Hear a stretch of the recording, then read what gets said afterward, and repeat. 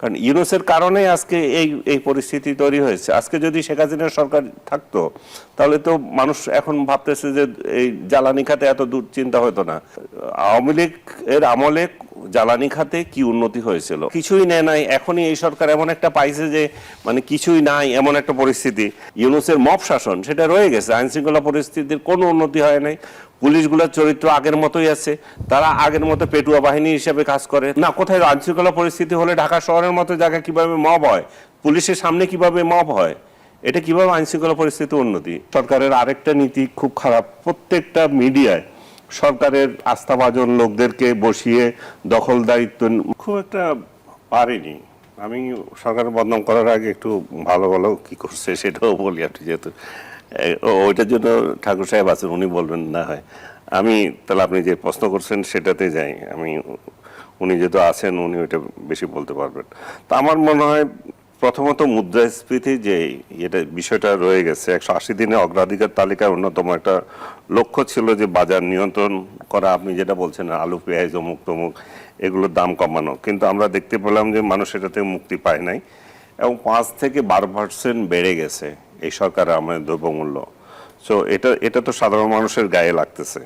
এবং মুদ্রাস্ফীতির কথা যেটা বলতে লাগছিলাম সেটা 8.32 নামলেও এটা কিন্তু মাঝে মাঝে আবার এটা 9.28 রয়ে গেছে। এবং সরকারের যে বাজেট ছিল সেখানে একটা লক্ষ্যমাত্রা ছিল যে 7.5 নামিয়ে আনবে, কিন্তু 8 তখন এটা 8.68 মানে 8.68 ছিল।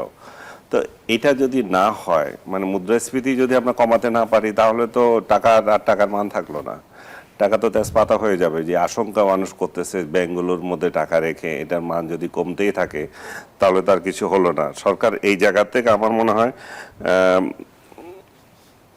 কমিয়ে আনতে পারে, একটা 1.5 থেকে 2% যদি কমিয়ে আনতে পারে তবু একটু স্বস্তির নিঃশ্বাস মানুষ ইয়ে করবে। আপনাকে যেটা আগে বললাম বাজার দর আপনার 5 থেকে 12% বেড়ে গেছে এবং সাপ্লাই চেইনের যে তদারকির একটা বিষয় ছিল, সিন্ডিকেট নিয়ন্ত্রণের যে বিষয় ছিল, সেটাতে সরকারের মাথা ব্যথা আছে বলে আমার মনে হচ্ছে না। সে একই কায়দায় চলতেছে আগের মতোই, সেই শেখ হাসিনার আমলে যা ছিল ইউনূসের আমলে যা ছিল সেরকমই চলতেছে।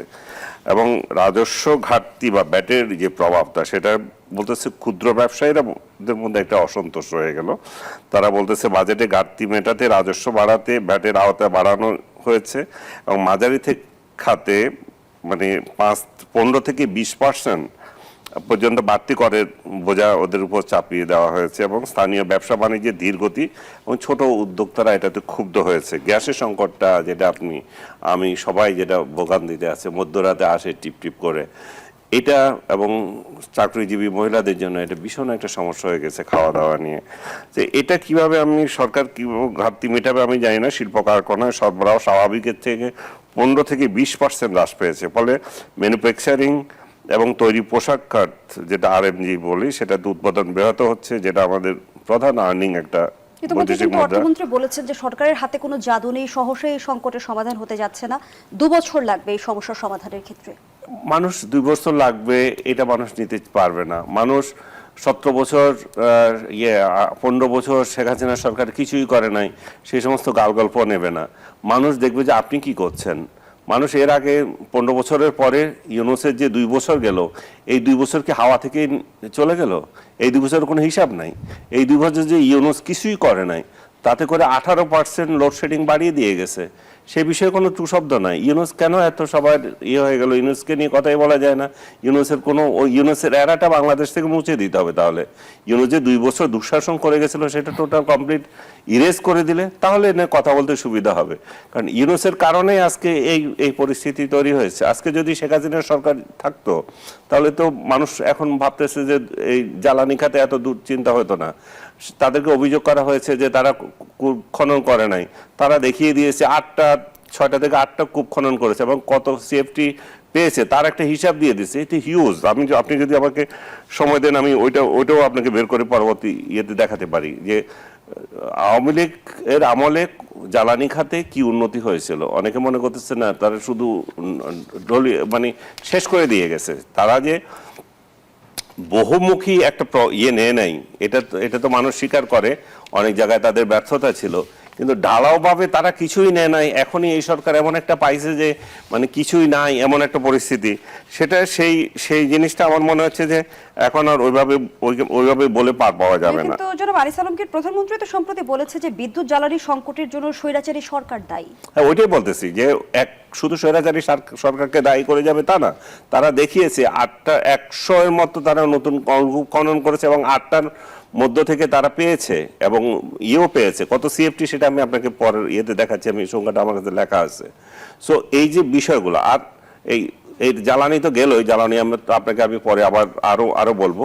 আইন শৃঙ্খলা পরিস্থিতি দেখেন, আমরা আইন শৃঙ্খলা পরিস্থিতির কথা বলতেছি। কালকে আমি একটা পত্রিকায় দেখলাম 133টা মব হয়েছে, অথচ সরকার এসে বলেছে যে মব শেষ করে দেবে। আমরা দেখলাম 32 নম্বরে কিভাবে মব হয়েছে, চোখের সামনে পুলিশের সামনে মব হচ্ছে, মানুষকে পিটাচ্ছে, পুলিশ দেখতেছে। পুলিশ বরং মবের শিকার যারা হয়েছে তাদেরকে নিয়ে আপনার বিশেষ এটা কি বলে সন্ত্রাস বিরোধী আইনে মামলা করে দিয়েছে, 3টা মহিলা এবং একটা ছেলে, একটা যুবককে মামলা করেছে। তার মানে কি হচ্ছে, ইউনূসের যে অপশাসন, ইউনূসের মব শাসন সেটা রয়ে গেছে। আইন শৃঙ্খলা পরিস্থিতির কোনো উন্নতি হয় নাই। পুলিশগুলোর চরিত্র আগের মতোই আছে, তারা আগের মতো পেটুয়া বাহিনী হিসেবে কাজ করে। তারা যে 24-এ যে পেটুয়া বাহিনী ছিল শেখ হাসিনা সরকারের, ইউনূসের আমলে ইউনূসের পেটুয়া বাহিনী ছিল এবং ধরে ধরে মানুষ নিয়ে যেত, এখনো সে একই অবস্থায় আছে। এবং পুলিশের মধ্যে এই প্রতিযোগিতা শুরু হয়ে গেছে, কে কত আওয়ামী বিদ্রোহী, আওয়ামী বিদ্বেষী, আওয়ামী লীগকে কে কতটুকু করতে পারে, ফিনিশ করতে পারে, এটা তাদের এখন ক্রেডিট হয়ে গেছে। এই ক্রেডিট দিয়ে পদোন্নতির চেষ্টা করতেছে, অথচ এরাই আবার আওয়ামী লীগ আমলে কেউ করেছিল, আওয়ামী লীগে দালালি করেছিল, মানে যেটা করা উচিত না। তার পুলিশ প্রশাসন কমপ্লিটলি এটা কি বলবো আমার ডিজাস্টার চলতেছে। তারা ন্যায় নীতির বাহিরে চলে যাচ্ছে, তারা সরকারের ক্রীড়ানক হিসেবে ব্যবহৃত হচ্ছে। অথচ সেটা আইন শৃঙ্খলা পরিস্থিতি সন্তোষজনক উন্নতি আপনি দেখছেন না? না, কোথায় আইন শৃঙ্খলা পরিস্থিতি হলে ঢাকা শহরের মতো জায়গায় কিভাবে মব হয়, পুলিশের সামনে কিভাবে মব হয়, এটা কিভাবে আইন শৃঙ্খলা পরিস্থিতি উন্নতি? এবং আজকে দেখলাম সিলেট বা অন্য কোথা থেকে একটা সমন্বয় একটা ধরে নিচ্ছে, সে পুলিশকে ধমক দিচ্ছে, আমাকে ধরো কেন, আমাকে করো কেন, অবশ্য লাথি মেরে পরে তুলেছে ওই গাড়িতে। সো বিষয়টা হচ্ছে পুলিশের এই ভূমিকাটাই চায় মানুষ, যে পুলিশ একটা নিরপেক্ষ ভূমিকা পালন করবে, আইন সবার জন্য সমান হবে। সে কোন দল করে না করে সেটা পুলিশের মাথা ব্যথা না। পুলিশ কেন রাজনৈতিক হিসাব করে মানুষকে ব্যবহার করবে? সে দেখবে তার অপরাধের পরিমাণ। একটা গোষ্ঠীর চাপ এখানে স্পষ্ট হচ্ছে, তারা ক্রমান্বয়ে চাপ দিচ্ছে যে বিশেষ করে জামাত এনসিপি, যে ভারতের সাথে যাতে সম্পর্ক খারাপ হয়। আমরা এই নীতি চাই, আমাদের প্রতিবেশী যারাই আছে তাদের সাথে এক নীতিতে থাকবো, সবাই আমাদের বন্ধু, কারো প্রতি প্রীতি কারো প্রতি শত্রুতা এটা দেখিয়ে আমাদের দেশটাকে আমরা আমাদের পররাষ্ট্রনীতি যাতে এটা না করে। আর বিগত সরকার আমলে আরো যে জিনিসগুলো হচ্ছে, একটা বড় কাজ হয়েছে, বন্ধ থাকা কয়েকটা আঞ্চলিক বিমানবন্দর চালু করেছে, যেমন বগুড়া এবং ঠাকুরগাঁও। সো বাক স্বাধীনতার কথা আমার প্রথমে বলতে হবে সাংবাদিক হিসাবে। আমি মনে করি যে বাক স্বাধীনতার যে জিনিসগুলো প্রতিবন্ধকতা যেগুলো ছিল, রাজনৈতিক নিপীড়নের পরিবেশ তৈরি করা এবং গণমাধ্যমের সরকারের একটা সহনশীল মনোভাব এখানে একটু আমরা দেখতে পাচ্ছি। এখানে যে এটা তো আমি সরকারকে একটু ক্রেডিট দিতে চাই, যদিও সরকারের আরেকটা নীতি খুব খারাপ, প্রত্যেকটা মিডিয়ায় সরকারের আস্থাভাজন লোকদেরকে বসিয়ে দখলদারিত্বের মাধ্যমে কিংবা মালিকদেরকে বাধ্য করে রাখা হয়েছে। এগুলা কিন্তু কারণ মানে সময়, এটা সময়ের ব্যবধানে কিন্তু এটা ভালো কিছু তাদেরকে দেবে